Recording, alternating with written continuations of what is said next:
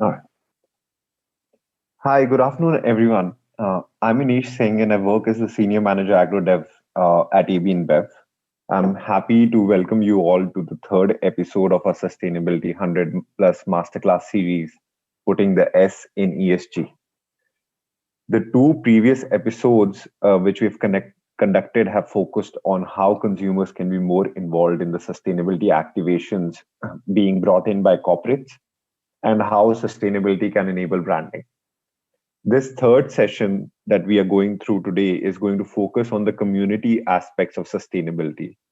And to discuss the nuances related to this topic, we have three very experienced panelists with us today. Uh, our first panelist is Padma. She's the head of corporate partnerships at WaterAid India. Padma has experience of over 2 decades, 10 years in strategic fundraising in the development sector for companies like Plan India, CAF India, Smile Foundation, and then 13 years in business development in the corporate sector with companies such as DHL, Lufthansa, uh, and others. Padma has in the past spearheaded and managed campaigns like Support My School for Coca-Cola and also participated in NDTV fundraising campaigns for Kerala floods, health campaign for Smile, and others. So very happy to welcome you to the panel, Padma. Our second participant is Dr. Girish, who's representing Dr. Arvind Kumar from ICRISAT. Dr. Girish is a senior scientist at ICRISAT, and he is currently working with the ICRISAT Development Center on promoting large-scale uptake of science-backed technologies to achieve impact on the ground. He has a doctorate in soil science and in the past and currently devises strategies for dealing with soil health management and resilience building of production systems. He has won multiple awards for his efforts, such as the ICRISAT's Doreen Margaret Mashler Award and the Outstanding Partnership Award for a partnership between ICRISAT and the government of Andhra Pradesh. Dr. Girish, welcome to the panel. Very happy to have you here with us as well. Our third panelist is Claire Flannery from AB InBev. Claire has worked in the non-profit sector as well as the private sector for over 10 years. Claire joined SAB Miller in 2013 to develop the company's first responsible sourcing program, which was eventually rolled out globally. At ABI, Claire has continued to build ABI's approach to human rights with a focus on the supply chain and developing on the supply chain, and then has also worked on developing partnerships with Oxfam to help define social impact within circular packaging programs and also embed respect for human rights within our agricultural raw material supply chains. Welcome to the panel, Claire. So coming back to the subject, putting the S in ESG. Now, as we all know, since a lot of sustainability and CSR activities happen outside the boundary of the plant, there is an operational necessity to work together with communities on the ground. Any initiatives taken in silo have in the past not achieved traction or achieved the necessary level of success that one would typically get when those projects are implemented by partnering with the communities on the ground. So to kick off the panel, Claire, I want to start off with a question to you. What are your thoughts on this importance of community engagement? How important is it for companies to participate and work together with communities on the ground? And is this as simple as it sounds? Is it a simple thing for corporates to achieve?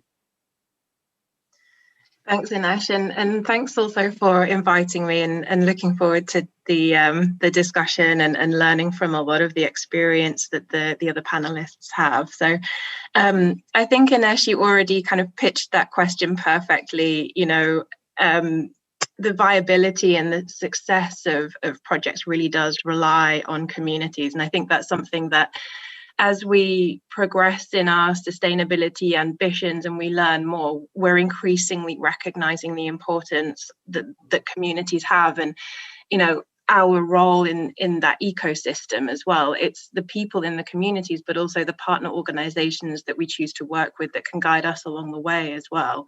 Because obviously we bring one perspective to the table, and there's such a variety of opinions and needs that we need to consider. So I think that's a really important element. And so glad that we have partners to discuss this with. And for AB InBev, globally, around 90% of our products are sourced, produced, and sold locally. So I think that really impacts the way that we think about our role in communities. And obviously, that's really tied to our social license to operate as well. So I think there's a number of factors that make this particularly important for our business. And as to the kind of the simplicity of it, I think it sounds like a very simple thing to do. You kind of go out and you talk to some people and, you agree to whatever it is that you want to do.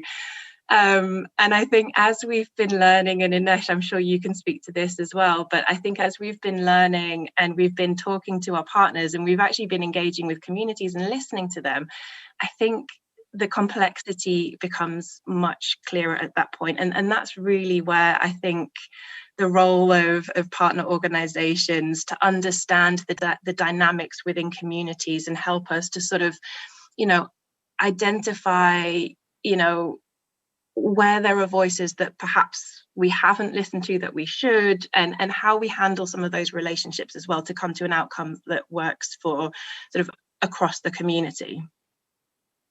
No, that's a very interesting perspective. And you mentioned something over there, the complexity of working with communities. You realize once you start deep diving and engaging with the people on the ground. So this leads us to another question, and Dr. Girish would love to get your thoughts on this. Since all of these activations that we do, and we have also worked in the past with ECRISAT on implementing projects on the ground, these projects are for the communities. So then why is there so much complexity? Like, why are there so many failures in projects which organizations are trying to implement on the ground? Why can it be difficult to align? Like, what are some pertinent issues that come up when you're driving that on the ground alignment? For success of any project, the involvement of community and mobilization of community is very important. And communities as such are not interested in excellence in any technology as such, but they are interested in their tangible benefits to them. So technologies which are around them, which are demand driven, are likely to mobilize communities. And the technologies that we need to bring in the starting of the project should be having high success rate, should lead to benefits to large number of population, should be easy to implement, and should have high benefit cost ratios. So when we start these sorts of activities, most of the population get convinced of the idea of the project that we start, and then they start joining with us. And subsequently, by seeing benefits, more and more join in the projects. So, Dr. Girish, like when you mentioned, like subsequently more and more people start joining in. So do you think this kind of a laddered approach makes sense for organization to take when they're approaching communities, that you convince a small set of people first, and then using that successful example, you proceed with more development projects, keeping that as the baseline? With our experience, we have identified some of the technologies with which we can convince fairly large number of population on the onset of project itself. For example, certain technologies like soil health mapping that we do in watersheds, that is applicable to each and every farmer. So all of the farmers are able to see benefits of need-based nutrient management. Similarly, another example is, for example, ECRISAT has excellence in high-yielding varieties. So most of the farmers' rural livelihoods, they have stakes in these high-yielding varieties.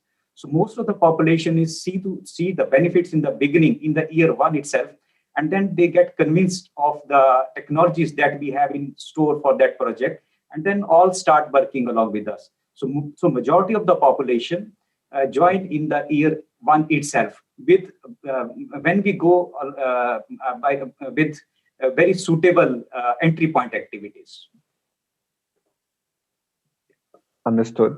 And building onto this, so these are examples of technologies or projects which would impact a large demographic. So you mentioned farmers. So if we are working in a farming community, we're introducing a new variety of a crop, a particular crop, or working on irrigation or soil health, then you can get that alignment.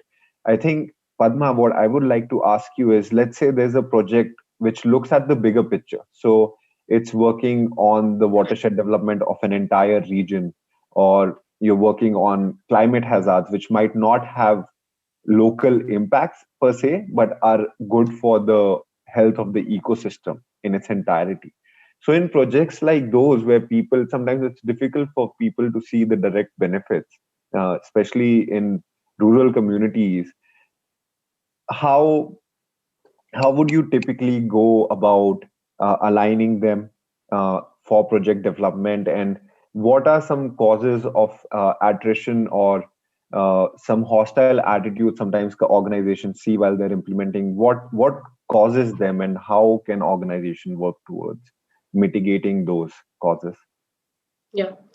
So, Inish, I think a couple of things what Claire mentioned and also Dr. Girish mentioned. I think one is the most important thing what Claire mentioned was listening to the community, which is actually really critical for any one of us. And second, what Dr. Girish said was the demand generation part of it, which is also really, connected to them. So when you listen to them and then you create those kind of demands is what, they see as something that is correlated to their own everyday kind of, issues that they face. Most of the time, what we have seen in our projects is that the resilience or probably, not interested in the kind of projects that we want to offer is because couple of things. One is I feel that bad experience the community would have had earlier, wherein people come, commit, and then go. They never turn back. So they would always see us like tourists who come watch their misery and then go back and do nothing about it. So we need to be careful around that. So when we enter the community, we don't overcome it, especially the kind of body language that we carry, why we are there, and things like that. Because not every time you're able to do what you want to do. So it's better not to create that kind of a hope, and and not create that kind of barriers for the next set of teams who's going to be coming there. Then next most important thing that we have seen in our projects is the internal dynamics of the community itself.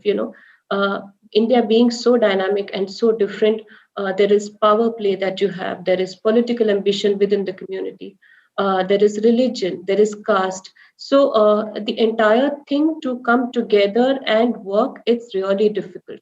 So what we have seen works is to understand and make them connect with what is the common issue that everybody is facing, and talk about that and relate to their daily issues that they are.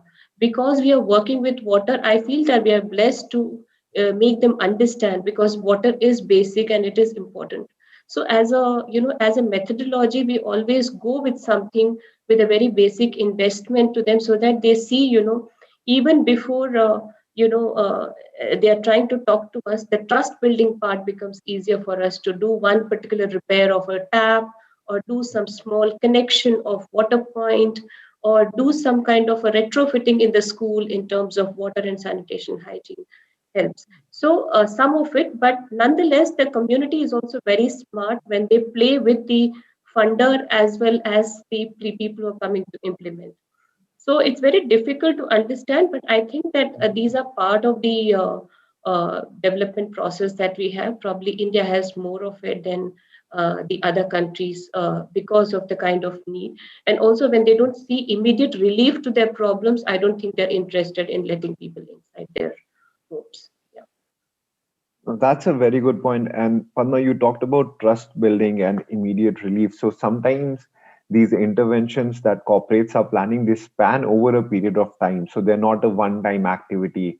Yeah. It's about building structures and ensuring their integrity over a period of time so they can have the intended impact. Yeah. So, like you mentioned, okay, you repair a well on the ground and you get that instant connect or that trust in the project. But once a corporate has gone in or an organization, non-profit has gone in and built structures, then a lot of these projects have aspects where the community is responsible for maintaining those structures.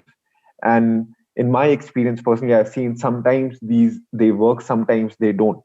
Yeah. So what would you suggest, like how does that trust building last over a prolonged period of time, and the community stays vested in a particular project over 5 years, over 10 years, and participates actively instead of just like allowing structures to be built and then being a passive audience when if the regarding the maintenance of the structures or the usage of the structures or any other activity on the ground? So I think when I spoke about trust building, that's something which is a long term. But obviously, when they see your intent without their any investment and you are investing first, I think they are able to buy into your idea. Okay, these guys are here to do something good for the community, and they're not there to take away. The second most critical thing that we have seen along with which would build the trust is to understand the structure of the community, which is really important. Who plays what in the community itself? Who is the leader? Who has the money power? Or is it a group of women who are going to play an important role? So ideally, to understand that structure becomes really important for us. And we at WaterAid India, we invest a lot of time in that. Unless and until you don't understand it, it becomes really difficult to deep dive into their needs, take them on board. I have seen projects going 3 to 4 months of just conversation and nothing else. Though on the funder side, there is a jittery part of it. There's no activity that has happened. Why there is no movement in the activities that we have spoken about. But to understand, if we get that buy-in, it becomes a very long-term kind of an investment that we are talking about. So that is how we start working towards it. Understand the dynamics, don't bypass any of the leaders that you have, take them on board, and also let them know that there is a lot that the government is offering and how as an organization we can help you to leverage that. So I think they're very small basic things as human beings. If we can do that, and if we are able to buy in, I think then they start seeing the larger picture about what the organization is coming about. Because we have also seen at WaterAid, when people are individualistic about their needs, it becomes difficult to satisfy all of them.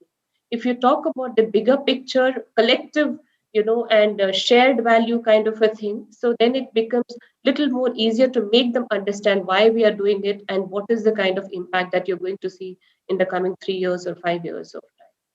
So that's what our experience is. And that's a very valid point. Recently, even we saw in a project, so we had built structures in an area in different villages, and in one village there was a lot more alignment compared to a second village.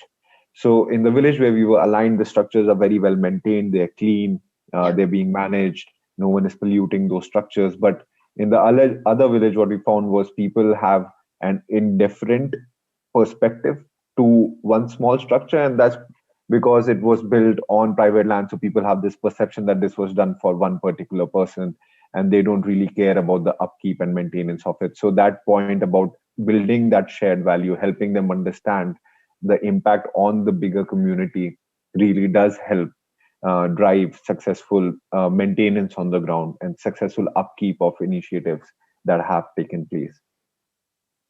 Moving on to my next question, Claire, this is for you. So let's say an organization is able to build the trust, it is able to invest resources in helping a community or working on a community-related project. What different benefits can all these stakeholders take out of it? So if we look at the bigger picture, if we are working on a big project on the ground, then that involves the organization, that involves partner organizations, which could be non-profits that are helping implementation. It would involve the community where it is being implemented in. And then, of course, like the government is always there since you're working in government areas. So what do you think are benefits that all these different categories of stakeholders, what are the benefits they can realize through successful implementations of CSR and sustainability projects? Inesh, this is actually a really complicated question, and I don't think there's an easy answer to this one.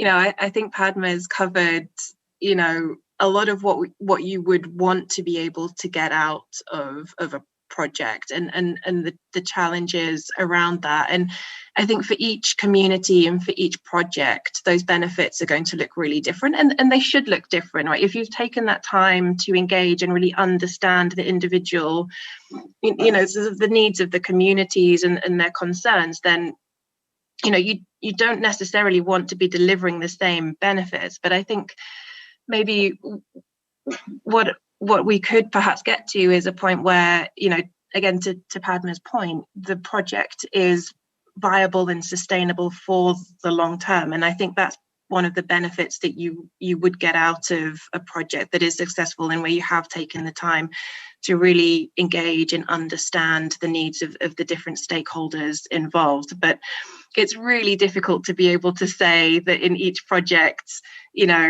this group of people would benefit in this way.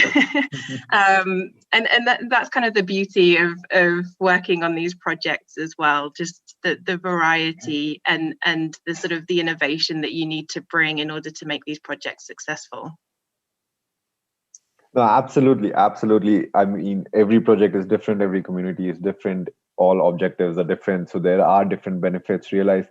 But Claire, from your experience, can you talk about a couple of successful interventions that you have seen in the past, and what was the output from those projects? So there's one that kind of first comes to mind, and it's actually a project that our team in Zambia have worked on, and this is a project that's been running for around 10 years now. So it's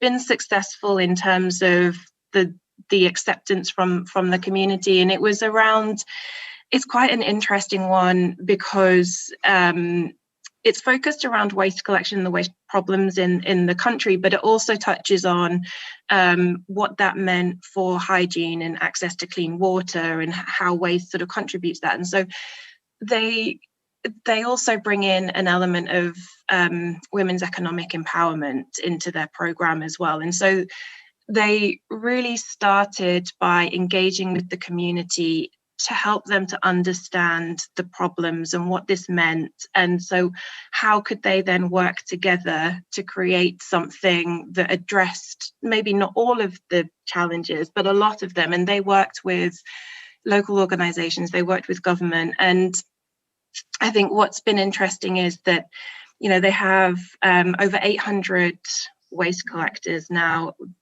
Over 70% of those are women. So there's an economic contribution to the community, but they're also addressing a lot of the sort of the challenges around waste management and sanitation as well. And they engage very broadly. So the first thing that they do before they go into the community is to really take time and explain and understand, what's the role that they can play. And they've been very successful so in keeping government sort of informed and aware of what they're doing, and they've had really constructive conversations as the EPR scheme has developed in the country as well, to make sure that, I think from their learnings around making sure that there's the sort of a shared economic benefit as much as an environmental benefit is being reflected in that legislation that the government's bringing in as well. No, that's really interesting. And there's something you mentioned during your answer there. It's about the nature of these challenges which the communities are facing and how interrelated they can be. If you drive growth on one aspect, let's say economic empowerment, then it has a subsequent impact on different challenges that the community has been facing. So building onto this, Dr. Girish, Padma, can you talk about some examples that you've seen in the Indian context where we help the community, your organizations help the community grow strong in one particular aspect, which had subsequent benefits across the board for the community?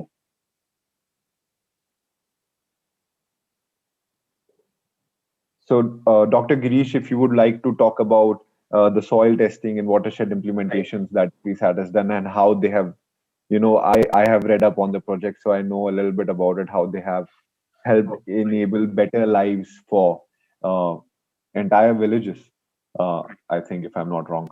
Yeah. Based on our experiences, we can say that soil degradation is a major challenge in drylands as such, and in India as well.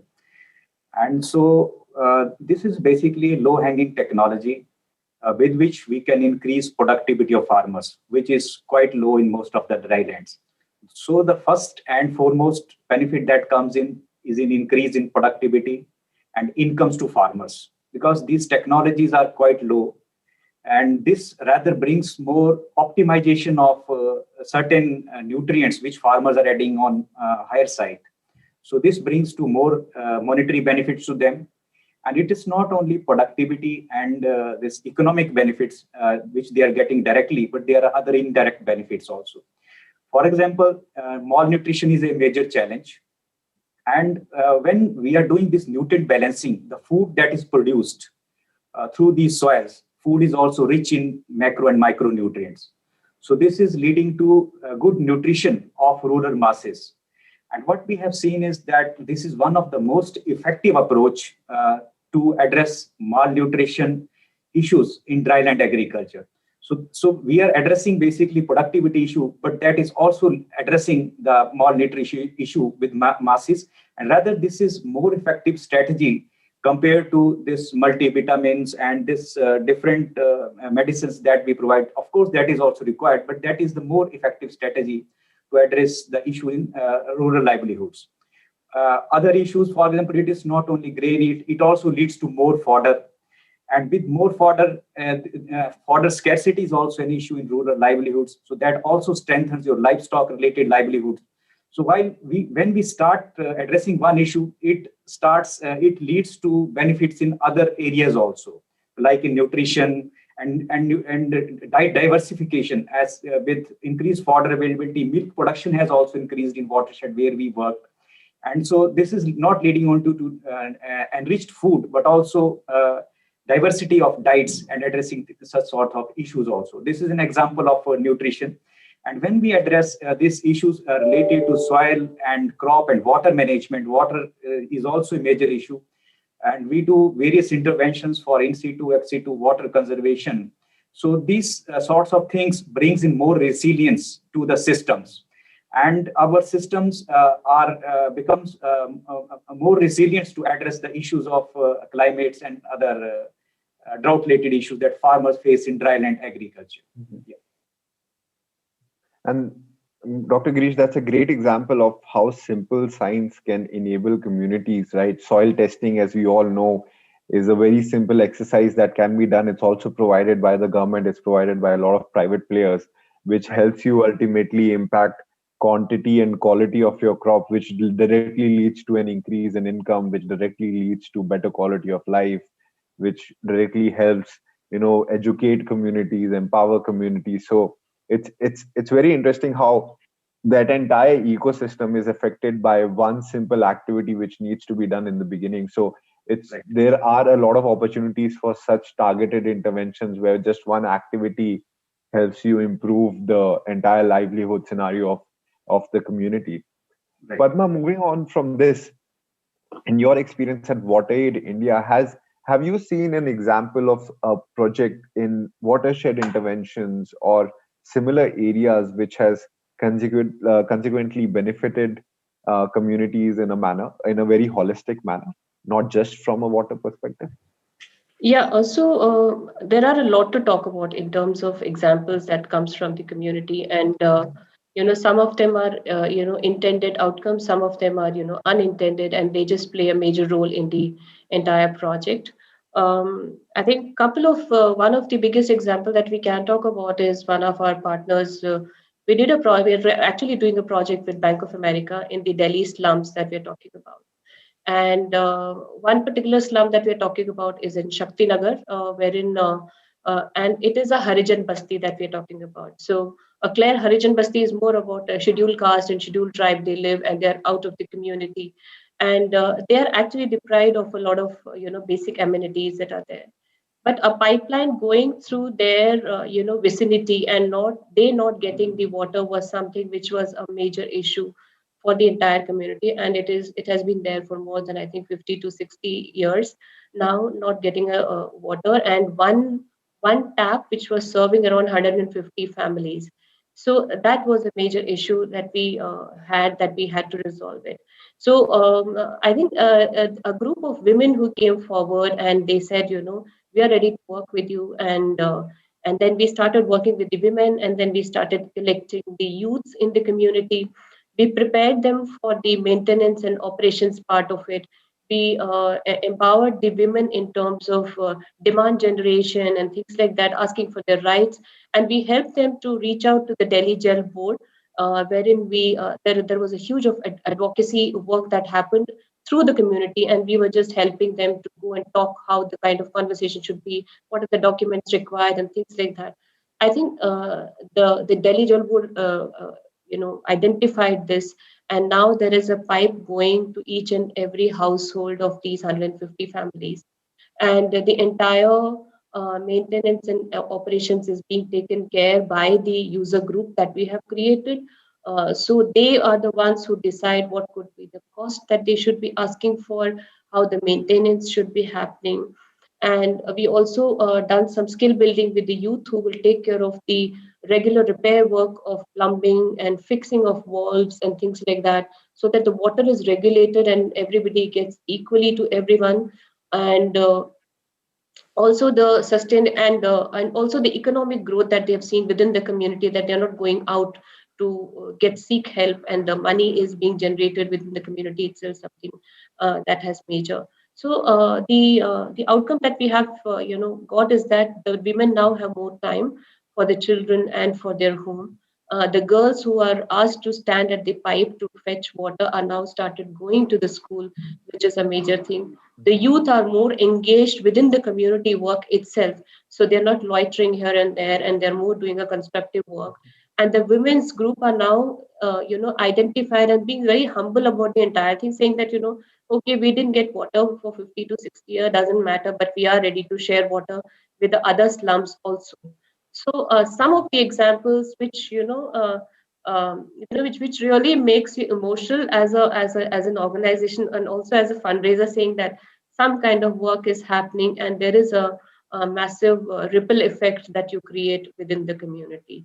So it wasn't easy because of the caste system that we have, but we were able to get some good impact out of it. So there are a lot to talk about, yeah. But I think one striking was this. Yeah. No, and it's a very heartening story. It's a very good story of how an activation in one area. You talked about how they are open to now sharing water with other slums in the region, and how that's helping people take time out for education instead of worrying about the basic necessities of life. And I think that's the kind of impact that every organization aims to have. But Claire, in terms of like, everyone wants to have this impact, everyone wants to do good on the ground, everyone wants to do good for the communities. But how does an organization go about planning an intervention? So how typically would an organization think about, okay, these are the areas that I want to work in, these are the issues that I want to solve, and what is that thought process which leads to an actual strategy which gets implemented on the ground by an organization? Yeah, maybe I can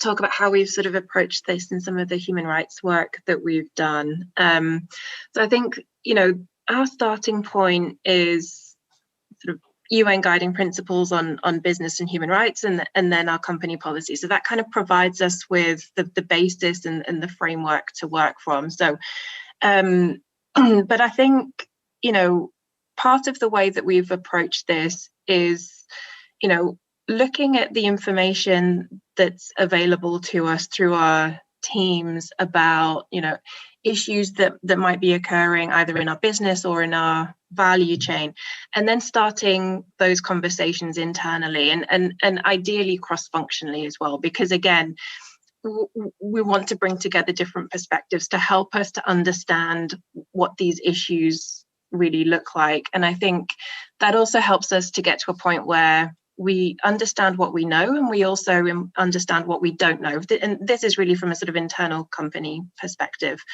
And then from that point, then, we work with different stakeholders to help us to understand, how do we prioritize these topics, because we can't work on all of them. And if we go back to sort of UN guiding principles and the guidance that gives us, that helps us to then figure out where do we focus. And in the sort of the work that we do, at least around human rights, that's, where there's the greatest risk to people.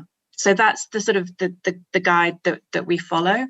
And to understand that, then, it's really, we start to talk to different partner organizations that can help us to understand, if we want to look at this topic, what would you recommend? How would you go about doing it? What's the best way to structure this? And, in the past, we've done things like started with desktop research, just so that we can understand what's already known about this sort of outside of our business, and then use that then to say, okay, so based on that information, how could we or should we engage with the community, and who is best placed to be able to do that? And I think as we've been focusing more on, delivering real impact into the work that we do in sustainability and on human rights as well, it's also sort of trying to figure out, often we work with the sort of network of different partners and organizations, often in the same communities. So how do we bring that together so that we're not duplicating and we're leveraging those skills, and that we're kind of bringing in the right people and organizations at the right point? So, I think that's the way that we'd sort of start it off. It's not always a sort of a simple process. And Inesh, you probably know, because you've been doing quite a bit of this work with us. And, it can take time as well. So, and I think, we perhaps haven't gotten to this stage in all of our projects, but I think there's also sort of a point where you have to just have a little pause and say, okay, is this working? And what do we need to change if it isn't? And really reflect on that as well.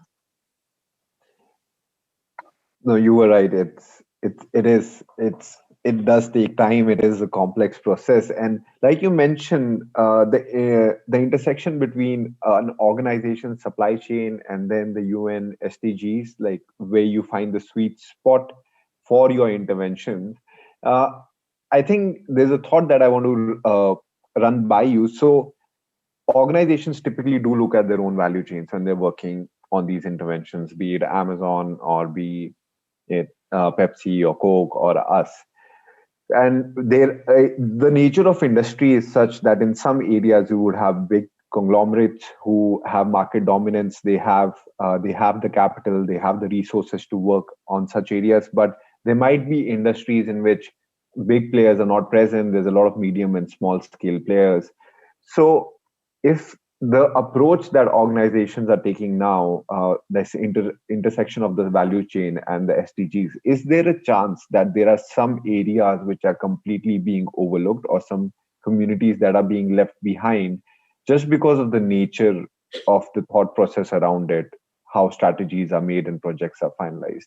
Just want to get your perspective on this thought.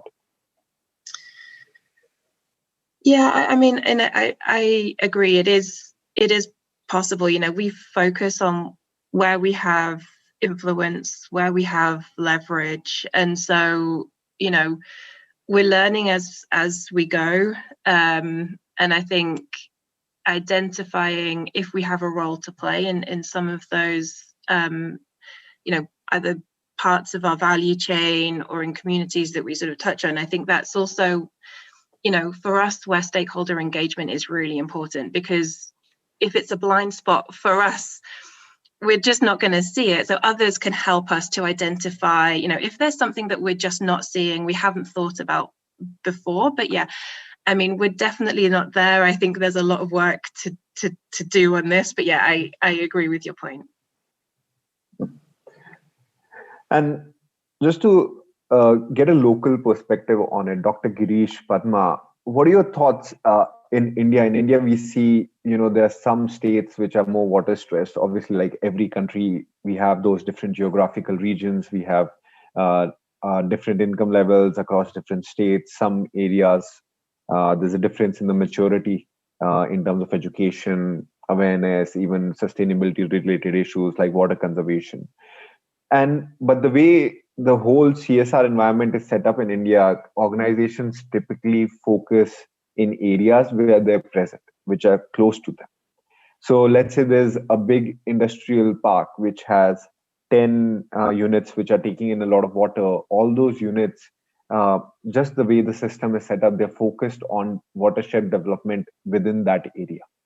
But what can be done to change this? Because there will be localities, if we continue down this path over the next 20 years, there'll be areas where there's a lot of developmental work happening, which have achieved maturity. And sometimes just purely because of regulatory reasons, companies are continuing to do more development work in that region, even if though it's not really needed by the community. And then there'll be areas which haven't seen industrial growth, which haven't achieved maturity in industrial action, and they will, this gap will continue to increase between a lack of work in certain areas and excessive work in certain areas. So what can be done from a regulatory perspective to assist more balanced growth in the development space? So can I go first? Yes, absolutely. Yeah. Thank you, Inish. And, I've been itching to answer this question if it comes across. Because, as a corporate fundraising, as a CSR funding, professional, I have seen this happening many a times and feel sad about it because there are locations and geographies who don't need help and they have been flooded with grants and funds. And literally there is overlapping of donors and corporates in one particular geography, one school being funded by more than 3 to 4 corporates. We don't know what to do with that money and how do we do that, what kind of reporting you will do. Absolutely, bingo that you've said, a great issue on that. Obviously, there are geographies which actually needs the kind of intervention that we are looking into, and also I think the kind of ROI that the company will ask for or are looking for, we will be able to justify better if we get into those kind of geographies, which is actually water stress.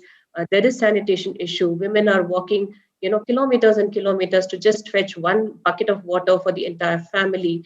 But I think we can't blame the company itself, because the regulations have been made in such a way that it's a compliance issue for them, and they have to abide by that. What can we expect? I think there is a lot which has happened in the Companies Act that we're talking about. There has been a couple of changes which has been happening. I say season 1 and season 2. Season 1 has been the 2030 regulation, and season 2 lately we saw in January 2021, where there has been some kind of amendments being done to that. The only request would be if government helps us in terms of saying that do an intervention near your area, one intervention over there, but try and reach out to the locations where the need is more. Even if we get that kind of a flexibility, I think it would solve a lot of purpose, the kind of funding that is, coming through this. So that's one small regulation, if I feel, if given a choice, would really help in diverting the kind of impact, the SORI that we're looking for in the areas. For example, if you talk about Jharkhand, Bihar, Buxar, places where water is an issue because of the terrain, because of the quality of the water, people suffering, pregnant women suffering because of the quality of water. But, obviously the funders their hands are tied. They can't do much about it. But fortunately with WaterAid, we've been very, very lucky to have some very matured corporate donors who say, okay, let the global funding go towards the area where it is required, and let's the Indian CSR money go as per the compliance. So that's something that we are working as a strategy, if it is possible to take that up, because that really helps us to reach out to the most marginalized community that we are looking for, because our motto is water and sanitation hygiene for everyone, everywhere. So that's critical for us. Yeah. And And if I step into the government shoes, I Yeah, already have the data available. We have a scorecard district wise which maps yeah, progress on the SDGs, so you know which district is behind on which goal and where a lot of progress has been made. I think there is a push needed for corporates to follow that scorecard and then realize, okay, these are the top 100 areas for this kind of intervention. These are the top 100 areas for this kind of intervention, which yeah, and does. also the Niti Aayog coming out with uh, the districts which requires help and support Mhm. is actually somewhat helping the development sector also to go to those particular areas and work with the help of the government. For example, the banking sector has a mandatory thing to reach out to these particular districts, which is water stressed or which is low in human index.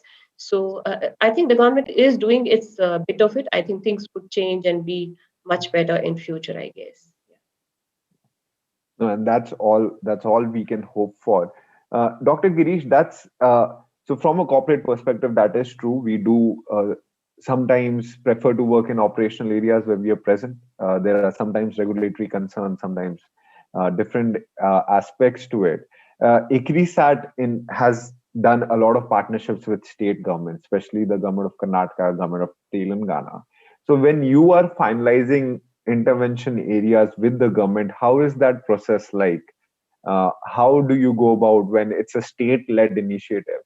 How do you typically identify which areas to intervene in location wise?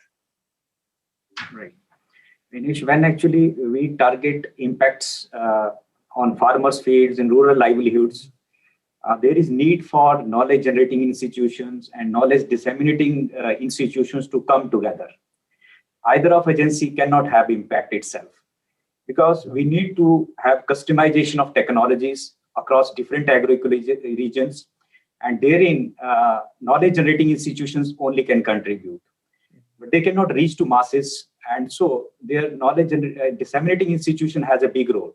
So when we are targeting impacts in any government project or in any initiative as such, all these stakeholders needs to come together, and customization technology is a most important to have real impacts.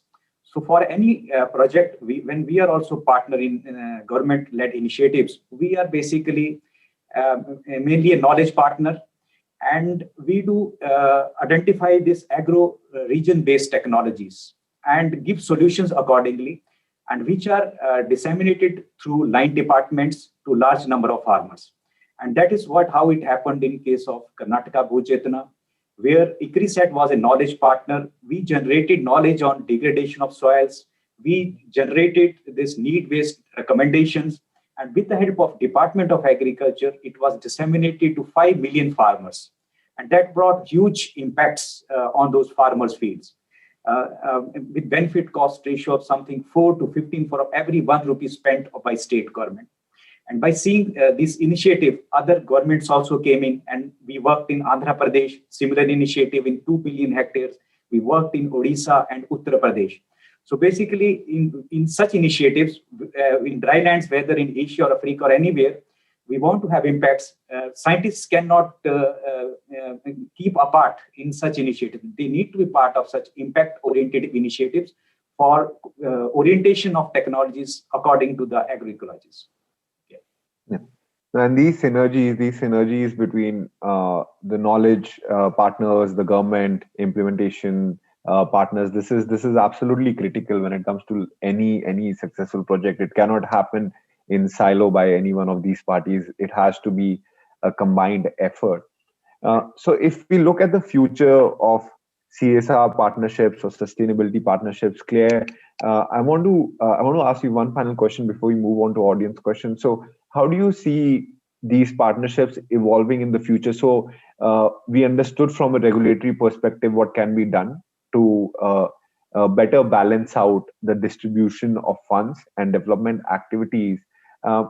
What other ecosystem changes are needed to just enable the private-public partnership between non-profits and corporates? Because sometimes we see there are issues when corporates come together with nonprofits operationally, project management wise. There are different ways of working sometimes. So, what ecosystem changes can help drive synergy, streamline operations, and take help these partnerships take the next step in terms of impact?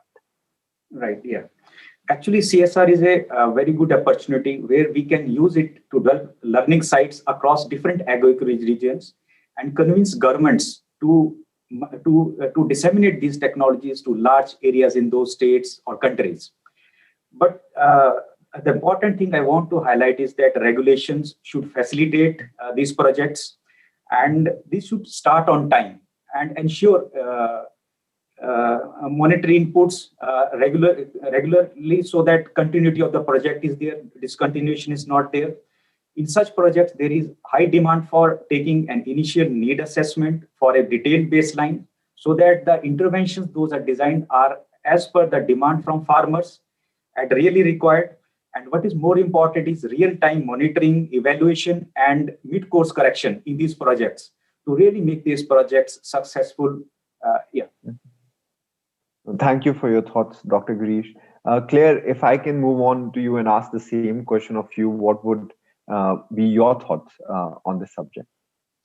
Yeah, sure. So I think I think it's clear that as we move more towards impact and focus on that in our projects, that these types of partnerships are going to grow in importance. And so I really think that that's something that we're going to be focusing on increasingly. And even the positioning of the SDGs, I think that makes that really clear that that's important across the board, and I think there's very wide sort of recognition and acceptance of that. And I think maybe following on from the comments, but I think there's the transparency is also really important between the different parties involved. We know that there are going to be bumps along the way, and to really understand, why things might need to be done in a certain way that perhaps hadn't been expected. I think just to be able to understand and have those open conversations with the parties involved, I think is perhaps one of the most important things. We accept change is going to happen. And I guess maybe more from an ABI perspective, we're a business that likes to move quickly and at scale. So I think particularly in that context, for us to be able to understand, when that's not possible and why not, and be able to kind of have that open conversation, ideally, before things get started, but also have, very regular engagements. And I think, sort of that monitoring and evaluation was mentioned as well. And I think that's part of having an open discussion around the processes. And monitoring and evaluation is perhaps one of the areas that we can look at, because it can be very expensive and it's not always set up in practical ways. And so I think there's conversations that we can have with various organizations to make sure that our expectations of monitoring and evaluation are shared, and that we find a practical way that kind of meets the needs of various partners as well. No, that's a great answer, and that's great from that's exactly, I think, what we look at from the corporate perspective in order to help drive these partnerships. If we look at the vision overall in the future, how we want them to go, those are the points that come to mind. Padma, quickly before we move on to the audience questions, and this is a very enriching discussion. I think that's one of the joys of being a moderator. You can continue picking the brains of experts that have joined you. Just want to get your thoughts from the non-profit sector perspective on what other ecosystem changes can allow you to better work with corporates. So what is your perspective on these partnerships, and how can they be more streamlined? How can they be more efficient? They can be better. I think we have, where we started in 2013 and now in 2021, the I think they have moved quite a bit of needle from there on, and things are changing, and it has changed for the betterment, and it's changing towards positive, attributes and positive outcomes. One thing, we all are working for that one positive impact that we would like to make within our project. As Claire said very clearly, trust is something that is really critical, and transparency is something which is non-negotiable, I think, from both the ends, that is required. um, I feel that one thing that would request from a corporate is that we are from the development sector. We are always short of resources. We are not the experts. We are experts in managing the human project, but we are not technical experts. Technology experts. We are not communication experts. I request you all to be partner with that. Help us in putting things together, because we know that I come from a corporate background, so I understand completely, how a report should look like, what should be the presentation part of it, what is there for the market, what is there for the brand, all those things are there. We do understand that, but coming from the social sector, it's not something that a social sector person would be able to do it, because at the end of the day, we can create that kind of an ecosystem for you, enabling environment for you to come and talk about your product, or be there and do your good part of it. So that's what we request for. You have an expertise, please do extend it to your partner. That's important. If you're good in accounting, if you're good in finance, please do help us out how you can help us make things much better for you. Because we are not paying people heavily to get that kind of a resource. We do manage with what we have.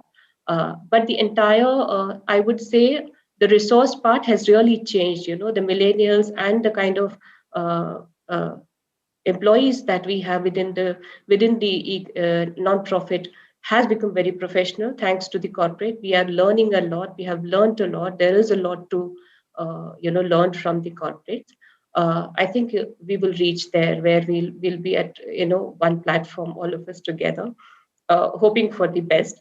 But I feel that the entire corporate thought process has changed, especially with the ESG coming in and how people are talking about it. Earlier there were, I think, only three pillars that they would talk about. One is the workplace, second is your marketplace, and third, environment.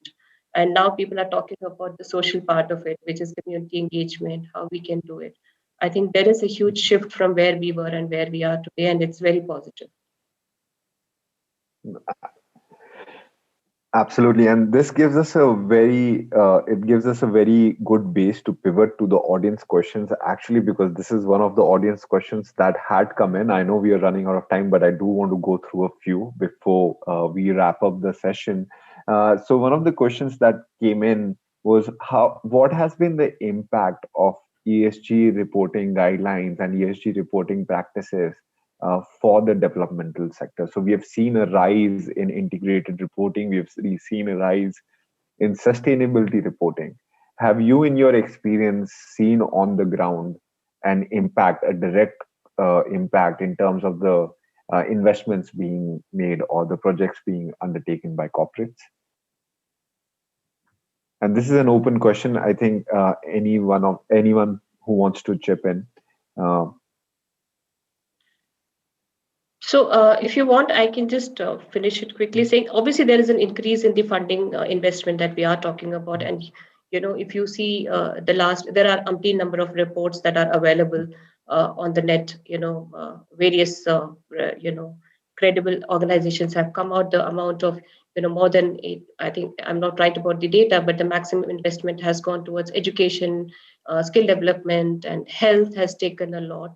Especially with COVID-19, there is a massive shift in terms of the way corporates have started thinking. And also, I think it's commendable the way the corporates have stepped up to the, rised up to the occasion and been there and stood what we have, what they can do it. They put everything aside, come forward, did every bit of it. I personally saw a lot of things happening from March to May. It was maddening for all of us, especially the corporates trying to do whatever they can, however they can do it.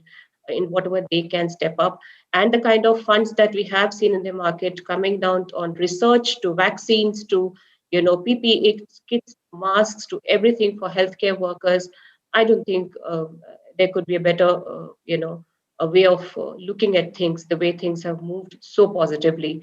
I feel that the COVID has also done a lot of good for us in terms of understanding the responsibility of each and every citizen, as a citizen, as companies, as organization, as development sectors, and also as a government, where all we can chip in maximum.